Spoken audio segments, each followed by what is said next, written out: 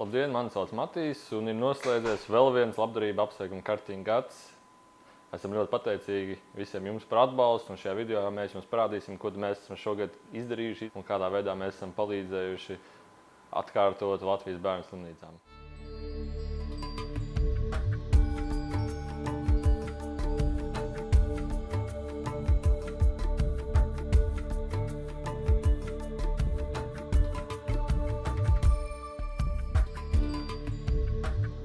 Pateicība visiem cilvēkiem, kas piedalījās mūsu slimnīcas un reanimācijas nodaļas tehnoloģiju atbalstam. Un tiešām tās ir ultramodernas lietas, kas ir ļoti ekskluzīvas un vajadzīgas. Un kā piemēram šis jaunais Bonfielda saucamais intubācijas komplekss. Tas nozīmē, ka ir daži bērni, un viņi negadās nemaz tik reti, kuriem ir saucamie grūtie elpceļi, kad ir kaut kādas pārslimotas slimības bērniem, kad ir mazas žoplīši, nevar atvērt muti, un principā ļoti grūti bērniem palīdzēt viņus mākslīgi uzturēt, ja viņiem elpošana ir apstājusies, un tad mēs ar parastajiem aparātiem nevaram atvērt elpošanas ceļus. Un tad šis ļoti smalkais optiskais instruments palīdz tieši netraumātiski apiet elpošanas ceļu pretestību un ievietot smuki tieši caurlīti plaušās, lai varētu izglābt bērnu dzīvību un elpināt. Un tā ir mums kā profesionāliem anesteziologiem, tas ir biedz grūti elpošanas ceļi, par to ir kongress pasaulē, par to ir daudz grāmatas, kā rīkoties, ja ir šāds. Ja ārstam anesteziologam ir šāds pacients, kam ir šie grūti elpceļi. Tas ir milzīgs atbalsts un drošība, jo mēs tiešām baidāmies, kā būs, kā sanāks, un mēs esam jau pielietojuši, un tie ir ekscelenti aparāti, kas pārvar ārsta bailes, un tu zini, ka tev sanāks, un pat 99,9% parasti sanāk. Tā kā tas ir milzīga palīdzība, tas ir tāds, tas, protams, ir ekskluzīvs, advancēts solis, ka mūsu nodaļā vismodernākā tehnoloģija, kas ir Eiropā, Japāna, Amerikā, ka mēs varam veikt tieši to pašu, ko veic, teiksim, arī modernajās rietumu reanimācijas nodaļās. Pirms es turpinu, es gribētu, protams, visiem jums, kurus es diemžēl nepazīstu, pateikt lielu paldies par visām sarūpētajām aparatūrām, gultām, jo bez tā mums ikdiena būtu daudz grūtāk. Otrā ziņā bērnu veselība neatgrieztos tādā līmenī, kā mēs to esam šobrīd pieraduši. Tiešām teicām, visu izdarīt.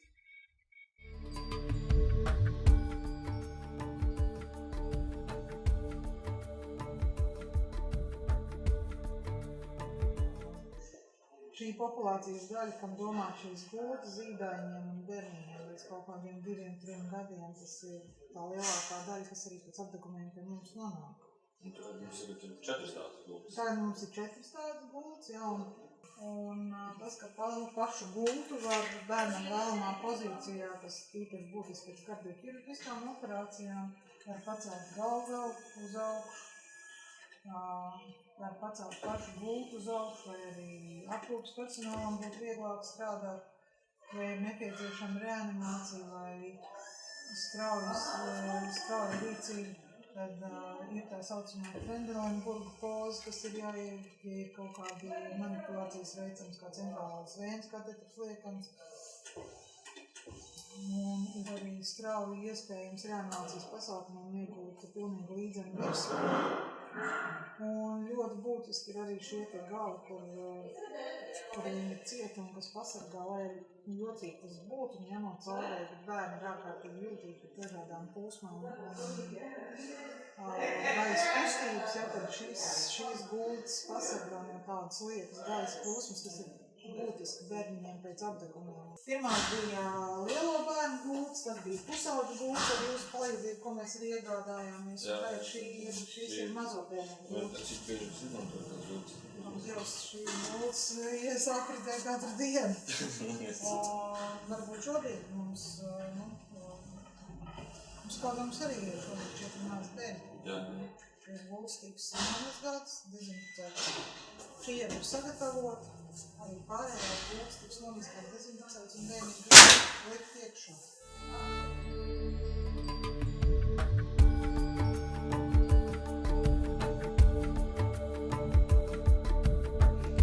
Pagājuši, kad mēs saskārāmies ar šo situāciju, kad mums bija 2 bērni ar spinālajām traumām, kad viņiem ir lausta kakla skrieneļi, un līdz ar to viņiem nestrādā starpību muskuļi. Viņi nevar paši normāli ieelpot un izkalpot tā, kā tas būtu nepieciešams pie pilnas veselības.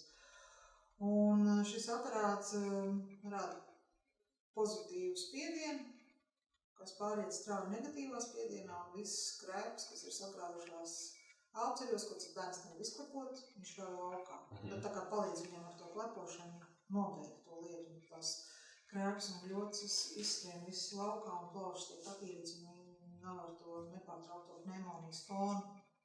Un šo aparātu ar bērniem sākot no kaut kāds 6 mēnešu vecuma, esot gan izmantots arī mazākiem bērniem, bet mēs to neesam darījuši. Un līdz pat pieaugušo vecumu. Un vēl tas ir domāts arī bērniem, kuriem ir muskuļu sasniegšanas. Dažādas muskuļu distrofijas, ģenētiskas sasniegšanas, ko bērniem ir kā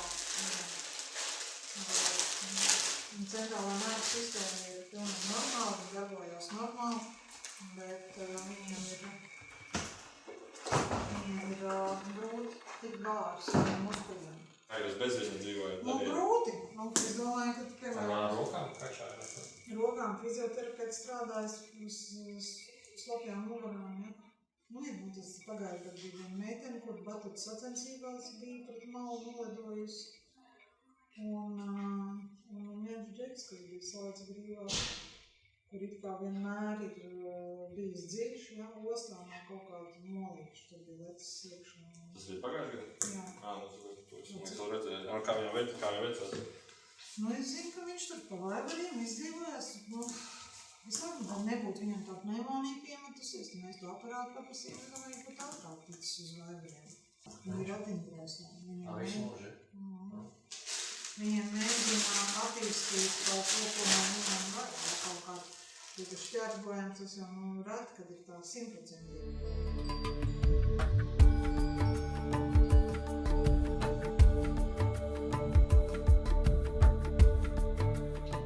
Protams, mēs esam tik ļoti sadraudzējušies ar Euriku un ar viņas komandu un neklātienē kaut kur ar jums cienījamie cilvēki un mīļie bērni, kas piedalās šajā projektā un atbalsta ne jau mūsu ārsti, bet atbalsta mūsu Latvijas bērnus un palīdz ārstiem gudrāk izglābt. Tad skaidrs, kad mēs būtu priecīgi, ja liktenis būtu lēmis mums visiem jums, kad perspektīvā varētu mūsu nodaļā būt tāda mākslīgā niere, supermoderna, jo vecā niere ir nolietojusi. Ko tas nozīmē mākslīgā niere? Ko nozīmē nolietojusies? Tāpēc, kad pasaule jau ir vairākas gadus pārgājusi uz modernu asins atindēšanas tehnoloģiju, protams, arī ar šīm var veikt tās funkcijas, bet tieši bērniem, sevišķi maziem bērniem, kas ir 3 kilogramī tie bērni, kam ir dažādi iemesli dēļ, ir beigusies nieru darbība. Galvenais iemesls tās ir dažādas infekcijas, kā rezultātā bērns atūdeņojās un nieres nosprostojās. Tās ir dažādas iedzīmes anomālijas, kad nieres iet bojā. Tās ir dažādas toksiskas saindēšanās, kad nieres atsaka, bet galvenais, protams, tās ir, diemžēl Latvijā ļoti daudz zārnu infekcijas, un ja bērns nav saulēcīgi nonācis pie mums, tās nieres bieži vien ir bojāts. Tad tam bērnam jātindē ar asins, jo asinīs krājās urīna vielas un citi toksiski produkti, kas bojā viņa smadzenes un rada krampus. Un tad šis mākslīgās nieres aparāts, viņa funkcija, ka tur ir kad viņi var veikt vēl papildus funkcijas vairāk kā to, kas mums bija vecais aparāts. Ja runa arī par plazmaferēs, kad var atfiltrēt asinis, dažādas frakcijas, var no asinīm izvilkt dažādu molekulu lielumu, toksīnas, speciāli baktērijas. Un, protams, tāds aparāts nav ikdienas darbs, bet katru gadu tā 11 bērnus gadās. Un kādreiz agrākos laikos mums stadienas slimnīcas līdzēja, un tad mēs to mocījāmies, braucām un vedām uz Gaļazeru tā tālāk, un tas tiešām ir ļoti tehniski sarežģīti bērniem, kas ir smagi komās pie aparātiem. Tātad šī aparāta funkcija ir vismaz 11 bērnu glābšana, kritiskos apstākļos un ļoti moderna glābšana. Un tad mēs būsim priecīgi, ja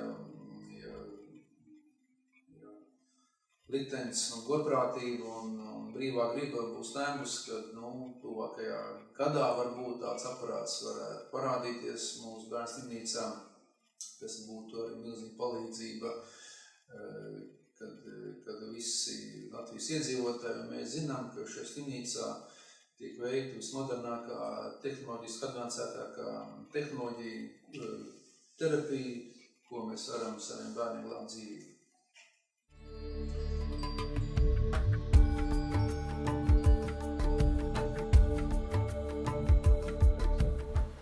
Eurikas pamatnodarbošanās ir palīdzēt bērniem, kas ir nonākuši slimnīcā.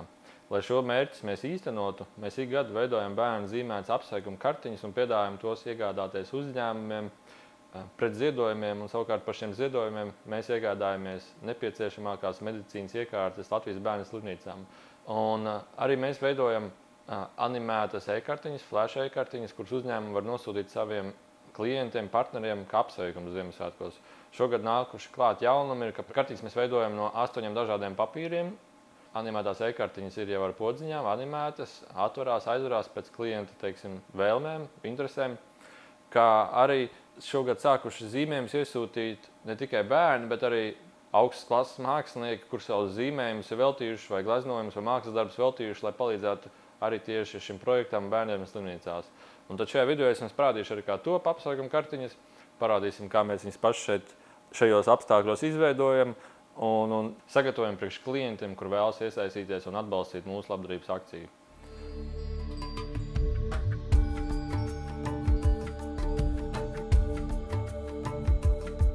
Apsveikuma kartiņas pamatā tiek veidotas dažādos formātos, tie standarta formāti, nestandarta formāti. Mēs piedāvājam šogad 8 jaunus papīra veidus, dizaina papīri, sniegotie papīri, gludie papīri un arī standarta papīrs, kas ir bijis ikgadēji. Uzņēmumiem iekšpusē mēs varam izveidot standarta dizainu, tekstu, logo, kā arī varam izveidot nestandarta dizainu, piesaistot kādu atsevišķu dizaineri, kas, teiksim, jūsu uzņēmumam vēlas izveidot vispiemērātāko dizainu, vai tas ir saistīts ar jūsu pašu personisko uzņēmumu nodarbošanos, vai tas ir saistīts vienkārši ar kādām personiskām interesēm. Un kartiņas aizmugurē mēs vienmēr liekam pateicības tekstu uzņēmumam par atbalstu šim projektam, kā arī logo mēs iedrukājam, un arī bērnu autors tiek iedrukāts iekšā kartiņas aizmugurē. Kartiņas skaitu mēs varam sagatavot, varētu teikt, pat neierobežot apjomā, bet pārsvarā tie ir no 100 līdz 300 kartiņām, kā kuru gadu, kur uzņēmumi izvēlās. Piedāvājam arī 50, 30 kartiņas, kuras mēs varam nodrukāt. Esam ļoti pateicīgi uzņēmējiem, kur jau ikgadēji atbalsta Eurikas labdarības akcijas projektus, un būsim ļoti pateicīgi arī, ja jūs izvēlēsieties veidot apsveikumus pie mums, un šādi atbalstot Latvijas bērnu slimnīcas reanimācijas nodaļas. Un arī šogad mēs plānojam sadarboties arī ar Sirds siltuma darbnīcu, lai kopīgi palīdzētu bērniem visā Latvijā, kur nonākuši slimnīcās. Un vairāk par šo pastāstīs Linda.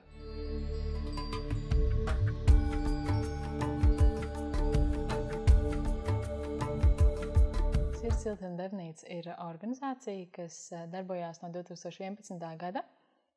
Un Sirds siltuma darbnīcas mērķis ir palīdzēt priekšlaika dzimušiem mazulīšiem Latvijā un viņu vecākiem, mazulīšiem ar palīdzību adītiem darbiņiem, zeķītēm, zapurītēm, kas tajā laikā ir ļoti grūti sasniedzams vecākiem, arī šūtiem darbiņiem un slimnīcām, lai būtu pozicionēšanas šķības un inkubatoru pārklāji, un vecākiem vai vairāk ir psiholoģiska palīdzība.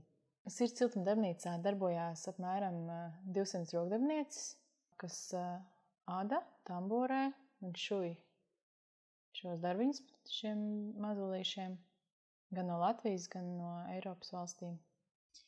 Un galvenais, kas tiek dots veidojot šos darbiņus mazulīšiem, tajā tiek ielikts sirds iekšā.